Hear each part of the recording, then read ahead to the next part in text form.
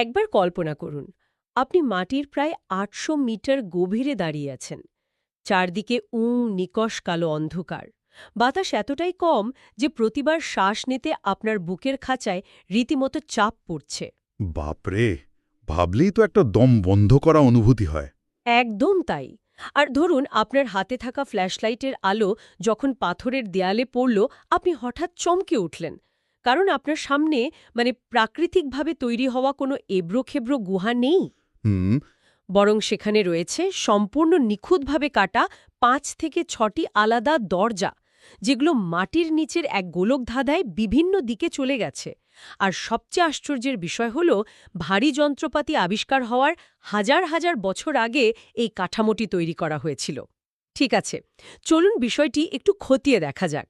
পৌরাণিক কাহিনী আর বাস্তব ভূগোলের এই মিশ্রণ সত্যিই দারুণ কৌতূহল উদ্দীপক। আর এই কৌতূহলটাই আমাদের আজকের এই গভীর বিশ্লেষণের মূল ভিত্তি। আমরা এমন এক কাঠামোর কথা বলছি যা আক্ষরিক অর্থেই এক চরম প্রহেলিকা, মানে শ্রীলঙ্কার পাহাড় আর মাটির নিচে ছড়িয়ে থাকা রাবণের সেই বিখ্যাত গোপন সুড়ঙ্গ বা টানেল নেটওয়ার্ক। হ্যাঁ, আর এই বিশ্লেষণের জন্য আমাদের কাছে কিন্তু দারুণ সব সোর্স বা তথ্যসূত্র রয়েছে। গবেষক পারক ওম ভাটের শ্রীলঙ্কা ভ্রমণের একদম প্রত্যক্ষ অভিজ্ঞতা আছে আমাদের হাতে। ঠিক, সাথে আছে ইতিহাসবিদ ও ভূতাত্ত্বিকদের বৈজ্ঞানিক বিশ্লেষণ আর বিভিন্ন রামায়ণের আখ্যানের তুলনামূলক কিছু তথ্য। আজকের এই আলোচনায় আমরা শুধু কোনো প্রাচীন গল্পের সত্যতা যাচাই করতে বসিনি, বরং প্রাচীন যুগের প্রযুক্তি আর চিন্তাধারার একটা বৃহত্তর চিত্র বোঝার চেষ্টা করব আমরা। তাহলে একদম গোড়া থেকেই শুরু করা যাক। ত্রেতা যুগে যখন রাবণ শ্রীলঙ্কায় রাজত্ব করতেন, তখন তিনি পুরো দ্বীপ জুড়ে এই সুবিশাল সুড়ঙ্গ নেটওয়ার্ক তৈরি করেছিলেন বলে ঐতিহাসিক তথ্যগুলো থেকে জানা যায়। আর এই সুড়ঙ্গগুলো মূলত এক জায়গা থেকে অন্য জায়গায় অত্যন্ত গোপনে যাতায়াত করার জন্য তৈরি হয়েছিল। আর হ্যাঁ, বন্দীদের লুকিয়ে রাখার কাজেও এগুলো ব্যবহৃত হতো। যেমন সীতামাতাকে লুকিয়ে রাখার বিষয়টা। একদম। কিন্তু আমি যদি একটু স্থাপত্যের দৃষ্টিকোণ থেকে দেখি, বিষয়টা আমাকে রীতিমতো অবাক করে দেয়। শুধু মাটির নিচে তো নয়, পাহাড়েও তাদের নির্মাণশৈলী ছিল অবিশ্বাস্য। হ্যাঁ, কারণ তাদের এই স্থাপত্যগত চিন্তাভাবনা এতটাই উন্নত ছিল যে এগুলো শুধু সাধারণ কোনো যাতায়াতের পথ ছিল না, বরং এগুলো ছিল একটা আস্ত রণকৌশল, একটা মাস্টার প্ল্যান বলতে পারেন। আর এখানেই সিংহগিরি বা সিগিরিয়া প্রাসাদের প্রসঙ্গটা খুব প্রাসঙ্গিকভাবে চলে আসে। পাহাড়ের ওপর প্রায় ৬০০ মিটার উঁচুতে এই প্রাসাদটি অবস্থিত। ৬০০ মিটার মানে বুঝতে পারছেন, প্রায় ২০০ তলা ভবনের সমান উঁচু একটা খাড়া পাথর। হ্যাঁ, আর সেখানে হেঁটে পৌঁছাতেই নাকি প্রায় অর্ধেক দিন সময় লেগে যায়। সাধারণ মানুষের ধরাছোঁয়ার একেবারে বাইরে এটি তৈরি করা হয়েছিল। ঠিক, আপনি যদি পাহাড়ের একদম চূড়ায় গিয়ে দেখেন, সেখানেও রয়েছে বিশাল সব দালানের ধ্বংসাবশেষ। আমার প্রশ্ন হল, প্রাচীন যুগে ক্রেন বা ওই জাতীয় কোনো আধুনিক ভারী যন্ত্রপাতি ছাড়া এত উঁচুতে বিশাল আকৃতির পাথরগুলো তোলা হলো কিভাবে? এই প্রশ্নটাই তো আধুনিক প্রকৌশলীদের সবচেয়ে বেশি ভাবায়।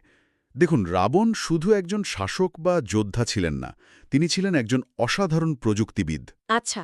তিনি খুব ভালো করেই জানতেন কিভাবে প্রাকৃতিক ভূগোলকে নিজের প্রতিরক্ষার কাজে ব্যবহার করতে হয়। পাহাড়ের ওই খাড়া ঢালটাই ছিল তার প্রথম সারির প্রতিরক্ষা ব্যবস্থা। এমন জায়গায় প্রাসাদ তৈরি করা, বাইরের কোনো শত্রুর পক্ষে লুকিয়ে আক্রমণ করা প্রায় অসম্ভব। আমি এটাকে আধুনিক যুগের high security underground military bunker বলতে চাই। আর সবচেয়ে আশ্চর্যের বিষয় হল, ওই পাহাড়ের চূড়াতেই এমন এক জলাশয় রয়েছে যা নাকি কখনো শুকায় না। পাহাড়ের এত উঁচুতে, যেখানে কোনো প্রাকৃতিক জলের উৎস থাকার কথা নয়, সেখানে বছরের পর বছর জল থাকে কিভাবে? এখানেই প্রাচীন হাইড্রো ইঞ্জিনিয়ারিং বা জল ব্যবস্থাপনা বিজ্ঞানের আসল মুনশিয়ানা। ভূতাত্ত্বিকদের মতে এই ধরনের জলাশয়গুলো হয়তো পাহাড়ের ভেতরের কোনো গভীর ভূগর্ভস্থ জলের স্তরের সাথে যুক্ত। নিচ থেকে জল উপরে ওঠে? হ্যাঁ, ক্যাপিলারি অ্যাকশন বা কৈশিক প্রক্রিয়ার মাধ্যমে পাহাড়ের ভেতরের প্রাকৃতিক ফাটলগুলোকে তারা এমন নিখুঁতভাবে কাজে লাগিয়েছিলেন যাতে নিচ থেকে জল একটা প্রাকৃতিক পাম্পের মতো উপরে উঠে আসতে পারে। এটা কোনো জাদু নয়, বরং প্রকৃতির নিয়মকে নিখুঁতভাবে বুঝতে পারার ফল।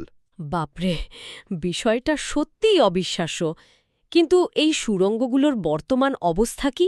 আমরা তো আর চাইলেই এখন সেখানে গিয়ে ঘুরে আসতে পারি না। ফিল্ড রিসার্চারদের নথিপত্র পড়লে বোঝা যায় এ জায়গাগুলোতে প্রবেশ করা কতটা ভয়াবহ। একদমই তাই। গবেষক পারখ ওম ভাট যখন শ্রীলঙ্কার বিখ্যাত ইতিহাসবিদ এবং ভূতাত্ত্বিক হেমচন্দ্রের সাহায্যে এমন একটা সুড়ঙ্গে প্রবেশ করেছিলেন, তখন তাদের চরম বিপদের সম্মুখীন হতে হয়েছিল। শুনেছি গুহাগুলো অত্যন্ত বিপজ্জনক। হ্যাঁ, ভেতরে অক্সিজেনের মাত্রা খুবই কম, আর গুহার ভেতরের পাথরগুলো ভীষণ ধারালো। শ্রীলঙ্কার সরকারের তরফ থেকে নিরাপত্তার কারণে অনেক সুড়ঙ্গ তো পুরোপুরি বন্ধ করেই দেয়া হয়েছে। তার মানে বিশেষ সরঞ্জাম ছাড়া ঢোকা যায় না? একদম না। বিশেষ ভূতাত্ত্বিক সরঞ্জাম, অক্সিজেন সিলিন্ডার আর সঠিক গাইড ছাড়া সেখানে ঢোকা আক্ষরিক অর্থে আত্মহত্যার শামিল।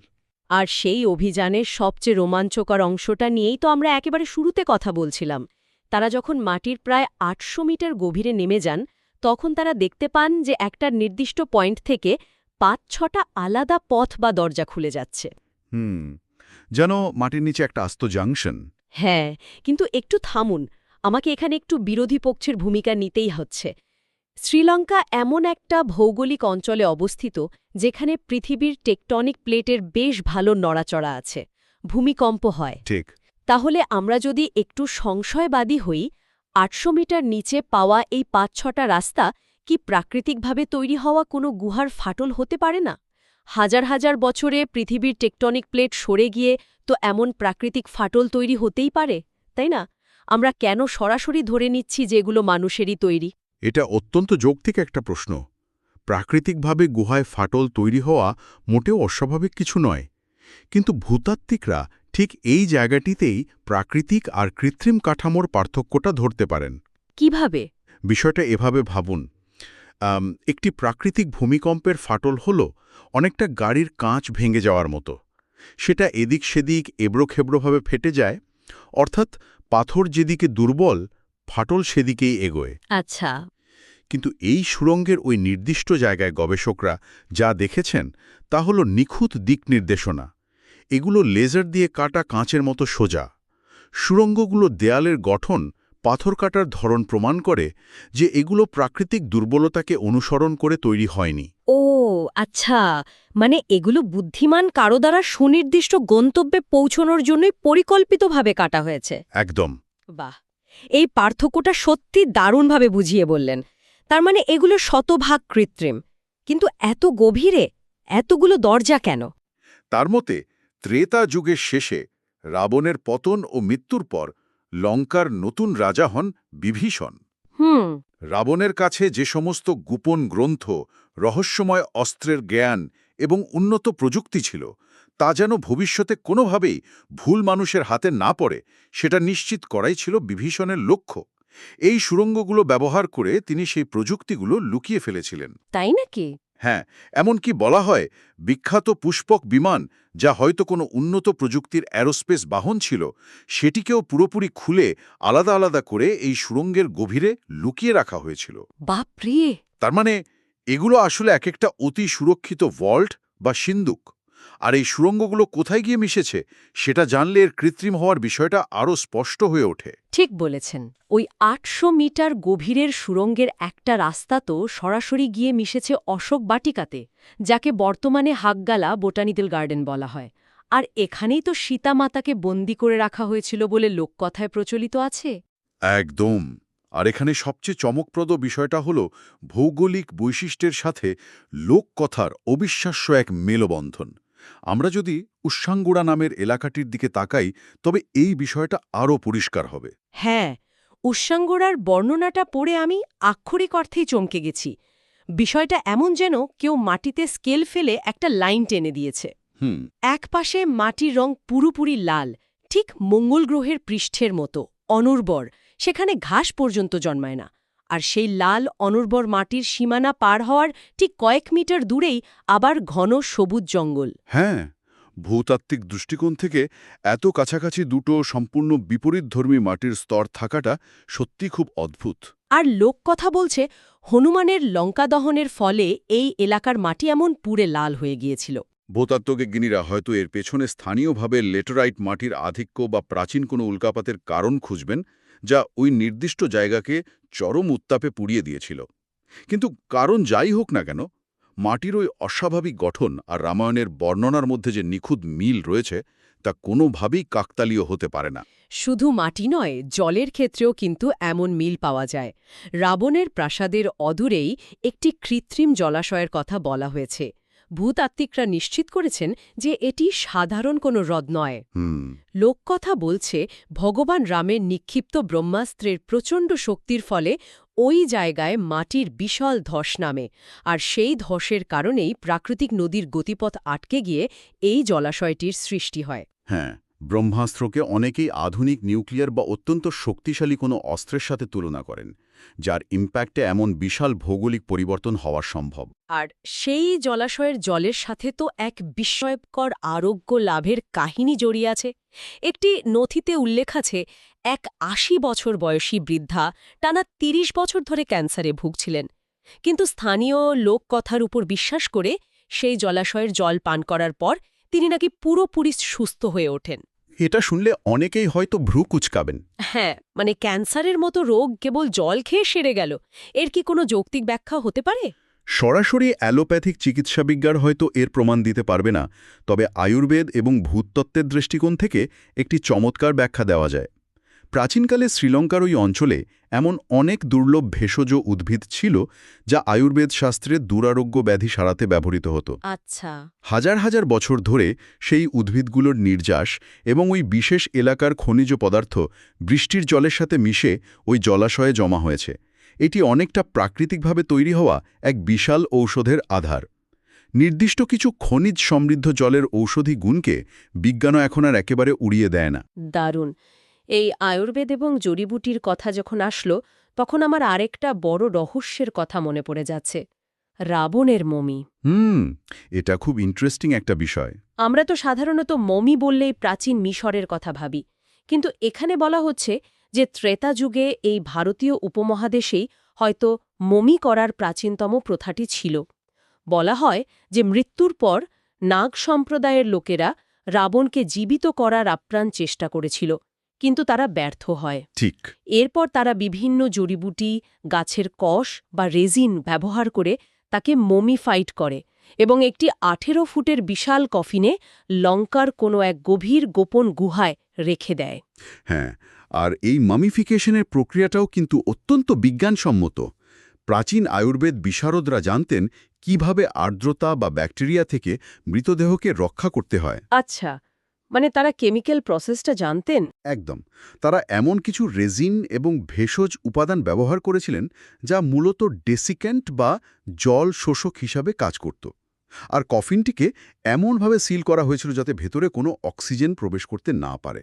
লোকবিশ্বাস হল রাবণের শরীর আজও সেই গুহায় অবিকৃত অবস্থায় সংরক্ষিত আছে। এই লোককথাগুলো আমাদের ভাবতে বাধ্য করে যে মূলধারার রামায়ণের বাইরেও কত গল্প লুকিয়ে আছে। রামায়ণের প্রায় ৩০০টিরও বেশি সংস্করণ রয়েছে। অদ্ভুত রামায়ণ, জৈন রামায়ণ, এমনকি দক্ষিণ ভারতের বিভিন্ন রামায়ণে রাবণের চরিত্রটিকে কেবল সাদা-কালো হিসাবে না দেখে নানা মাত্রায় দেখানো হয়েছে। তাকে কেবল একজন খলনায়ক হিসাবে নয়, বরং একজন অতিকায় পণ্ডিত সংগ্রাহক, বৈজ্ঞানিক এবং প্রবল ইচ্ছাশক্তির অধিকারী হিসাবে তুলে ধরা হয়েছে। ঠিক। রাবণকে মহাদেব শিবের পরম ভক্ত হিসেবেও বর্ণনা করা হয়েছে। তিনি শিবতাণ্ডব স্তোত্র রচনা করেছিলেন। তিনি এমন এক চরিত্র যিনি প্রবল তন্ত্র সাধনার মাধ্যমে মহাজাগতিক শক্তিকে নিজের আয়ত্তে আনতে চেয়েছিলেন। আর এই তন্ত্র সাধনার বিষয়টা কিন্তু কেবল গল্পের পাতায় আটকে নেই।